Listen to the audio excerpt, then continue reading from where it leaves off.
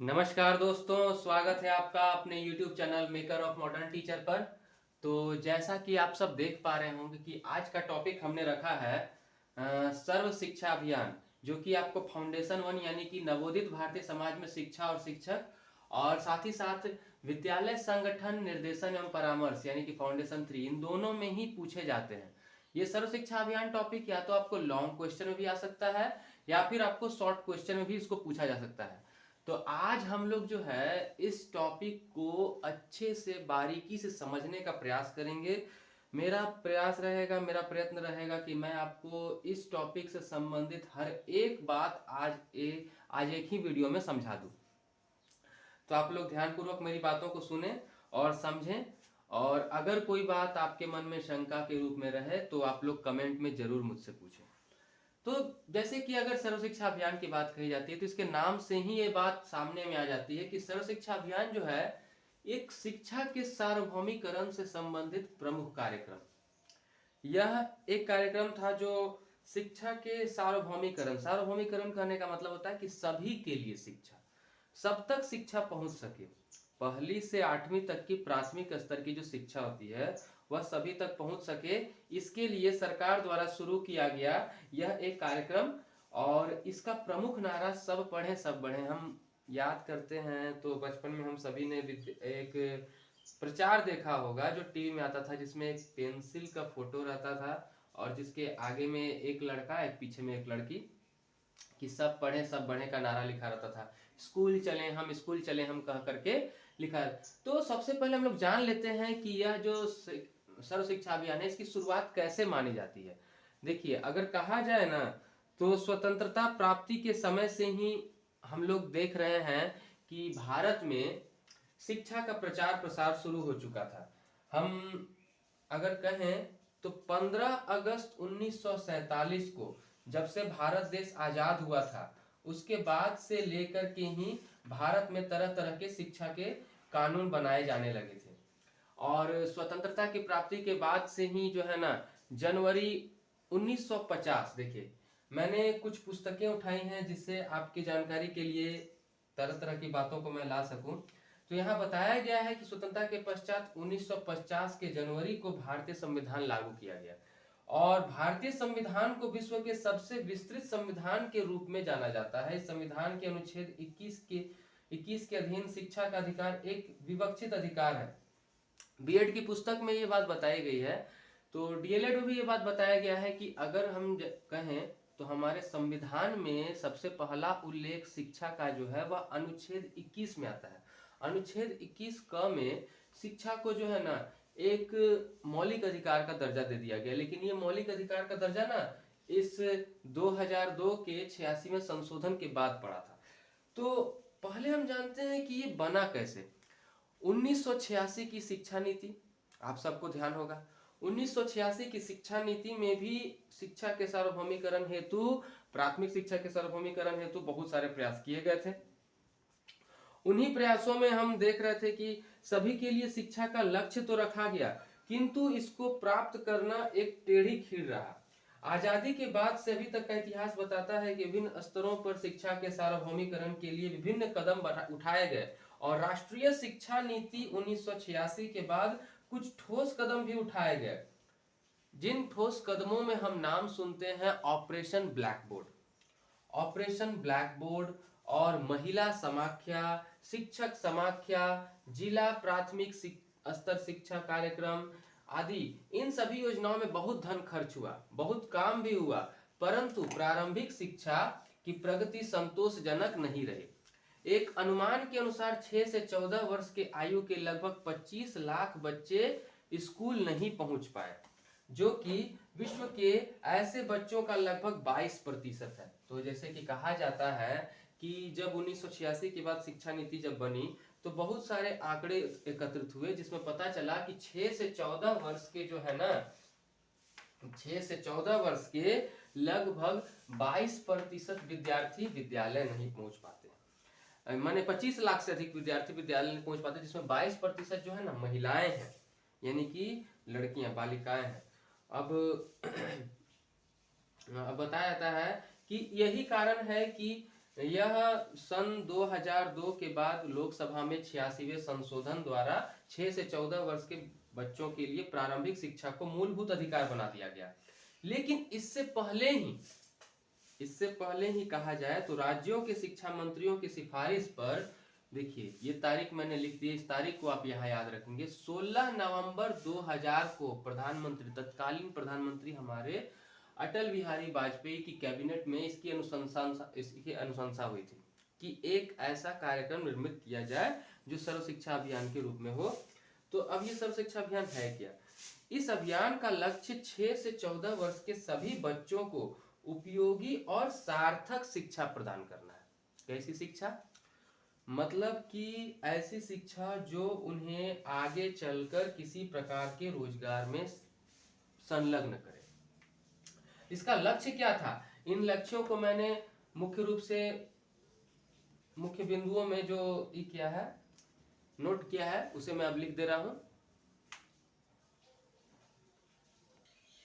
तो देखिए, अब मैंने अगर सर्व शिक्षा अभियान के लक्ष्य को कहा जाए तो महत्वपूर्ण बिंदुओं में यहाँ पर नोट डाउन किया है, जिससे आपको समझने में आसानी हो सकती है कि प्राइमरी स्कूलों के ढांचे में मजबूती बनाना और देश के हर बच्चे तक प्राथमिक शिक्षा उपलब्ध कराना, इसका लक्ष्य रखा गया 2010। सर्व शिक्षा अभियान का सबसे पहला लक्ष्य क्या है कि हमारा जो प्राइमरी स्कूल का यानी कि बेसिक बुनियादी ढांचा जो है उसे मजबूत बनाया जाए, और इसके लिए जो लक्ष्य रखा गया वर्ष 2010 तक का, बशर्ते यह कहा जा सकता है कि यह पूरा लक्ष्य अपना हासिल नहीं कर पाया, पर केवल सर्व शिक्षा अभियान नाम का एक कार्यक्रम शुरू करके ही इस कार्य को पूरा करने के लिए उद्देश्य नहीं रखा गया था। इसके लिए 8 कार्यक्रम भी चलाए गए, जिन्हें हम एकीकृत बाल विकास कार्यक्रम कहते हैं, और इसके अलावा ICDS जिसको बोलते हैं। अब इसके अलावा आपको आंगनबाड़ी भी इसी के अंतर्गत है। अब एक कार्यक्रम इसमें आगे जाकर के जुड़ता है 2004 में, जिसका नाम रहता है कस्तूरबा गांधी बालिका आवासीय विद्यालय योजना।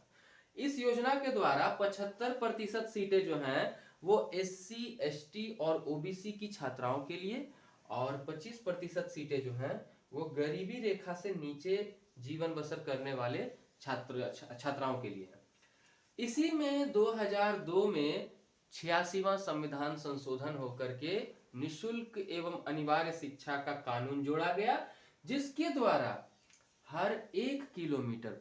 प्रत्येक किलोमीटर पर हर एक गांव में क्लास 1 to 5 के लिए यानी कि प्राथमिक विद्यालय खोलने की योजना बनाई गई, और तथा प्रत्येक 3-3 किलोमीटर पर क्लास 6 to 8 के विद्यालय की योजना बनाई गई।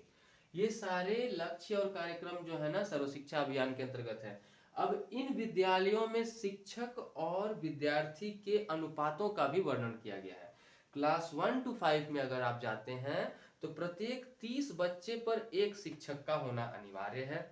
इस तरह से देखा जाए तो जहां भी 150 बच्चे हो जाते हैं, 150 बच्चे हो जाते हैं, 30 बच्चे 150, तो जहां भी 150 बच्चे हो जाते हैं वहां आपको एक हेडमास्टर यानी कि प्रधानाध्यापक या प्रधानाध्यापिका का नियुक्ति करना है। इसके अलावा साथ ही साथ रखे गए कि 6 to 8 में ये रेशियो रखा गया 35 बच्चों का, बाद में से 40 कर दिया गया। 35 से 40 बच्चों का रेशियो है, जिसके हर एक 35 से 40 बच्चों पर एक शिक्षक रखे जाने हैं, शिक्षिकाएं रखी जानी है, और 200 बच्चे हो जाने पर आपको एक प्रधानाध्यापक का नियुक्ति करना है। तो इस प्रकार हमने देखा कि सर्व शिक्षा अभियान के लक्ष्य। आखिर सर्व शिक्षा अभियान क्यों, क्या आवश्यकता है सर्व शिक्षा अभियान की? सर्व शिक्षा अभियान ही इस लक्ष्य को पूरा कर सकता है, ऐसा क्यों मान्यता उस समय रखी गई थी? तो इसके बारे में हम थोड़ा सा आगे देख लेते हैं। देखिए, मैंने यहाँ महत्वपूर्ण बातों को एक बिंदु के रूप में प्रस्तुत करने की कोशिश की है कि आखिर सर्व शिक्षा अभियान, SSA का मतलब सर्व शिक्षा अभियान क्यों? तो ऐसा इसलिए क्योंकि उस समय प्राथमिक शिक्षा का स्तर बहुत कमजोर था। गरीबी रेखा के नीचे के जीवन बसर करने वाले लोगों के लिए शिक्षा प्राप्ति करना एक बहुत ही मुश्किल हो चुका था, क्योंकि उतना आसान शिक्षा नहीं हुआ करता था। तो इसी बातों को ध्यान में रखते हुए मैंने यहाँ आपको बताने के लिए इन बातों को प्रस्तुत किया है। सबसे पहले हम जान लेते हैं कि उस समय जो स्थिति बनी हुई थी, उस समय जो शिक्षा शुरू की गई, सर्व शिक्षा अभियान के उद्देश्य क्या क्या हुए थे, उनको क्यों सामने लाया गया, इसमें हम जानते हैं। तो सर्व शिक्षा अभियान में मुख्य रूप से जो बातें सम्मिलित हैं उनमें प्रमुख है कि सार्वजनिक प्रारंभिक शिक्षा के लिए एक निश्चित समय सीमा का होना, गुणवत्तापूर्ण बुनियादी शिक्षा द्वारा सामाजिक न्याय को बढ़ावा देना, विद्यालयों के प्रबंधन में स्थानीय संस्थाओं जैसे पंचायत, अभिभावक, अध्यापक आदि की भागीदारी बनाना, केंद्र, राज्य व स्थानीय सरकार के मध्य समन्वय स्थापित कराना और राज्यों को प्रारंभिक शिक्षा के परिकल्पना का अवसर देना इस कार्यक्रम का प्रथम उद्देश्य था। सर्व शिक्षा अभियान ग्रामीण स्तर पर शुरू हुआ था सर्वप्रथम। तो ग्रामीण स्तर पर जब शुरू करना है तो गांव भी बनता है परिवार से, अभिभावकों को भी इसमें सम्मिलित करना आवश्यक हुआ, ग्राम पंचायतों को इसमें सम्मिलित करना आवश्यक हुआ, इसके साथ ही साथ पदाधिकारियों को भी सम्मिलित करना आवश्यक हुआ। सबको मिला करके एक योजना तैयार की गई। हम उसे आगे जानने की कोशिश करते हैं।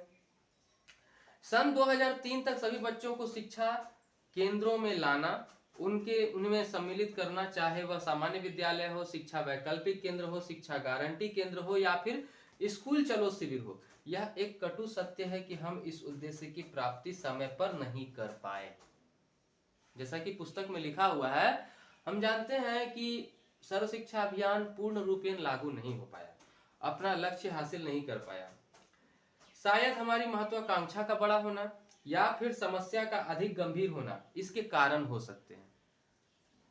तो अब हम जानने के लिए मंथन करते हैं कि ऐसा क्यों हुआ। कहा जाता है कि इस अभियान के अन्य उद्देश्यों में सन 2007 तक सभी बच्चों को 5 वर्ष की शिक्षा प्राप्त करना तथा सन 2010 तक लैंगिक व सामाजिक विषमताओं को दूर करते हुए सभी बच्चों को 8 वर्षों की स्कूली शिक्षा प्रदान करना शामिल है।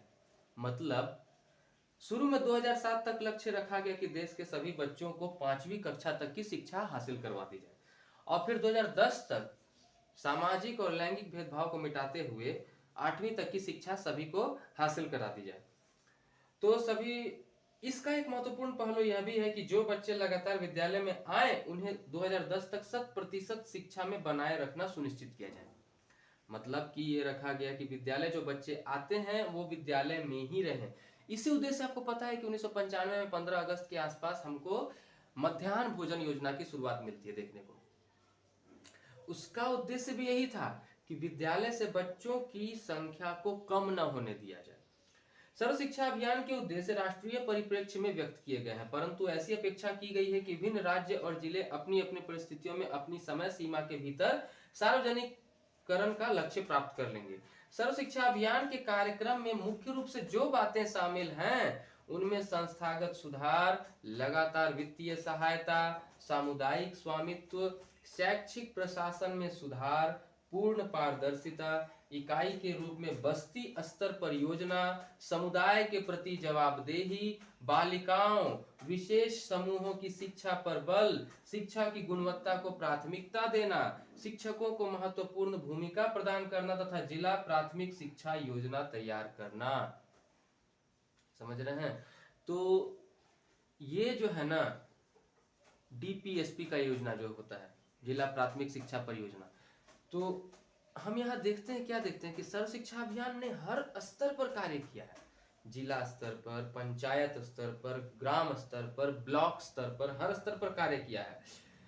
इस अभियान के अंतर्गत सरकारी व निजी भागीदारों के क्षेत्रों को पता लगाने के प्रयास किए जाएंगे। विद्यालय में दोपहर के भोजन की व्यवस्था व डीपीईपी की तर्ज पर इस अभियान में स्थानीय निकाय व शासकीय सहायता प्राप्त स्कूल शामिल किए गए।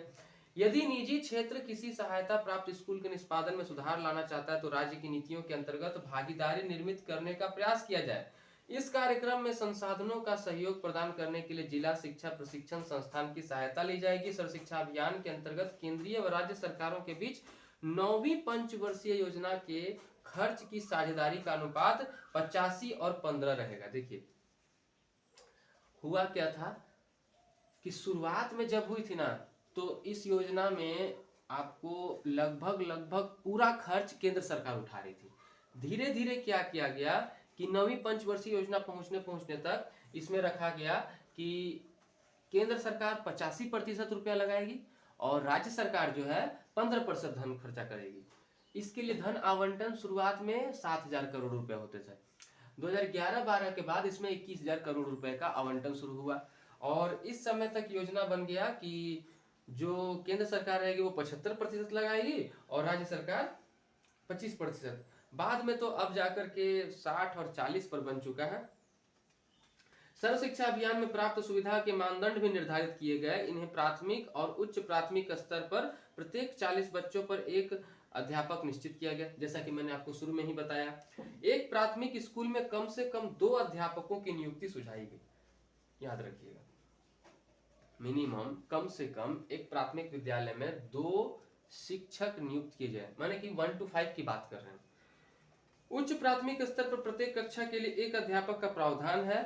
इस अभियान में बस्ती में 1 किलोमीटर की दूरी पर एक स्कूल या वैकल्पिक सुविधा केंद्र की बात कही गई।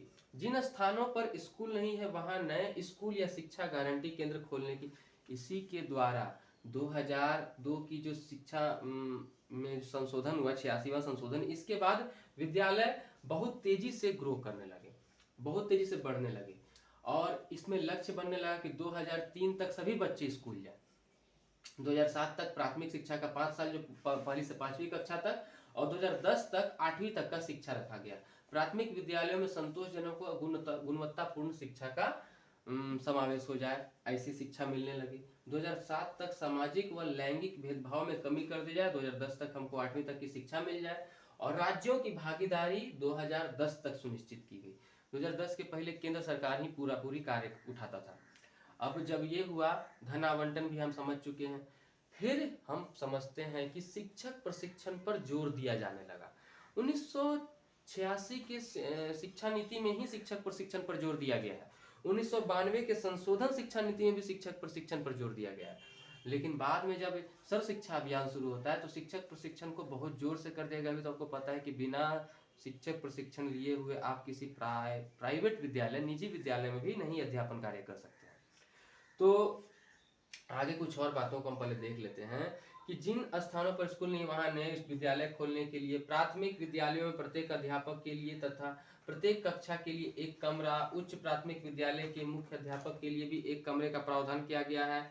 अब देखिए, ये सारी बातें जो है आपको प्राथमिक शिक्षा के सार्वभौमिकरण के उद्देश्य के लिए सर्व शिक्षा अभियान के लक्ष्य में सम्मिलित की गई थी। तो अब हम देख लेते हैं कि इसके अंतर्गत जो कुछ योजनाएं प्रमुख रूप से चलाई गई थी वो सब कैसी थी। तो देखिए, इसके लिए अब हम लिखते हैं कि सर्व शिक्षा अभियान के तहत जो एक योजना आई, पढ़े भारत बढ़े भारत योजना। पढ़े भारत बढ़े भारत योजना जो है ना, कक्षा 1 और कक्षा 2 के बच्चों के लिए लिखने, पढ़ने और गणित के अंकों को समझने के लिए एक योजना लाई गई।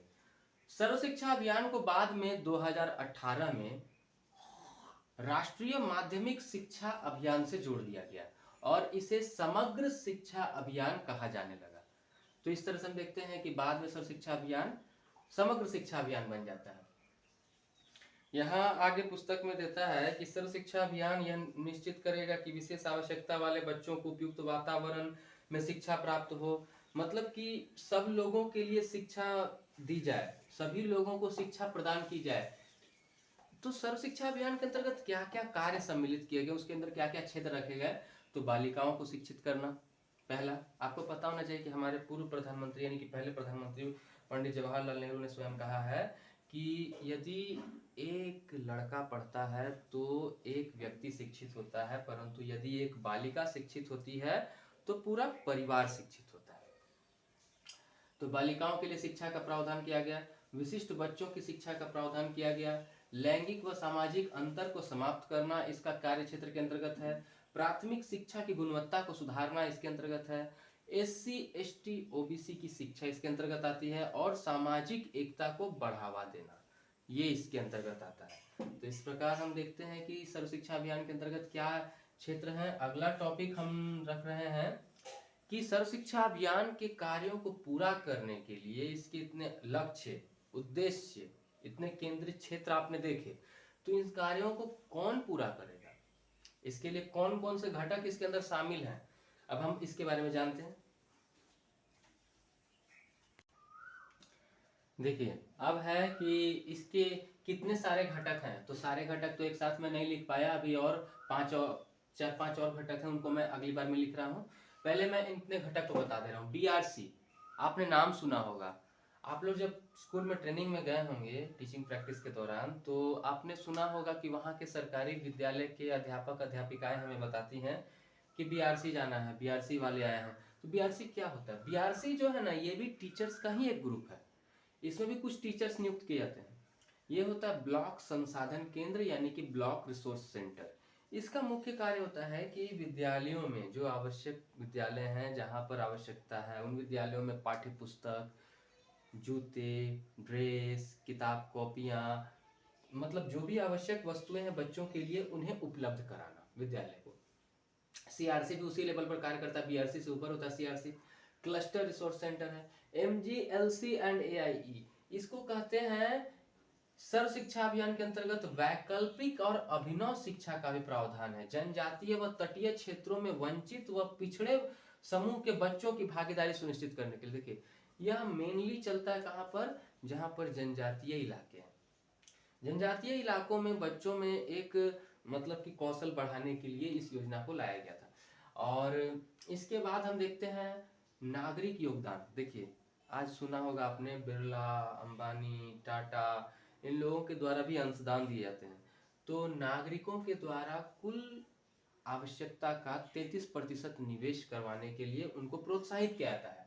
तो लोग ये करते हैं, जिसके लिए प्राइवेट विद्यालयों को क्या कहा गया? प्राइवेट विद्यालयों को कहा गया है कि आप अपने विद्यालय में 25% सीट निशुल्क शिक्षा के लिए रखेंगे, जो कि गरीबी रेखा से नीचे के जीवन स्तर करते हैं, जीवन यापन करते हैं।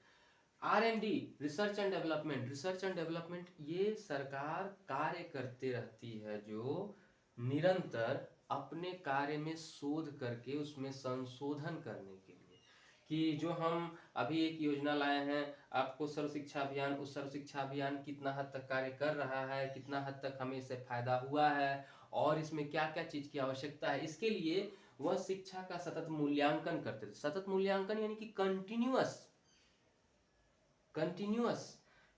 मूल्यांकन करते रहेगी, और महिला साक्षरता दर पर ध्यान देते रहेगी, SC ST OBC की शिक्षा पर। इसके अलावे बात किए जाए तो मतलब कि समय समय पर इसको बढ़ावा देते रहने के लिए, कि हम शिक्षा का स्तर को और बढ़ावा दें, इसके लिए क्या करें? तो प्रचार किए जाएंगे, एडवर्टाइज किए जाएंगे, पोस्टर्स निकाले जाएंगे, पेंटिंग किए जाएंगे, दीवार पर वॉल पेंटिंग किए जाएंगे। इससे क्या होता है कि बढ़ावा होता है। चलिए कुछ और भी घटक है इसके, उसके बारे में मैं आपको लिख दे रहा हूं। तो देखिए आगे हम देख पा रहे हैं कि अगला टॉपिक है जो आपको उसमें बता रहा है विद्यालय अनुदान। देखिए विद्यालय अनुदान इसके अंतर्गत है ना, कि प्रत्येक विद्यालय को सरकार के द्वारा सहायता राशि के रूप में 3,000 रुपये प्रदान किए जाते हैं। इस 3,000 रुपये में जो है ना, 1,000 रुपये पुस्तकों के लिए, पुस्तकालय के पुस्तकों के लिए, और 2,000 रुपये स्कूल के रख रखाव, उसके भवन निर्माण, उसके किस तरह के मरम्मत कार्य के लिए प्रदान किए जाते हैं। और शिक्षक अनुदान, इस राशि के रूप में हमको 500 रुपये प्रत्येक शिक्षकों को, प्रत्येक शिक्षक के हिसाब से प्रदान किए जाते हैं।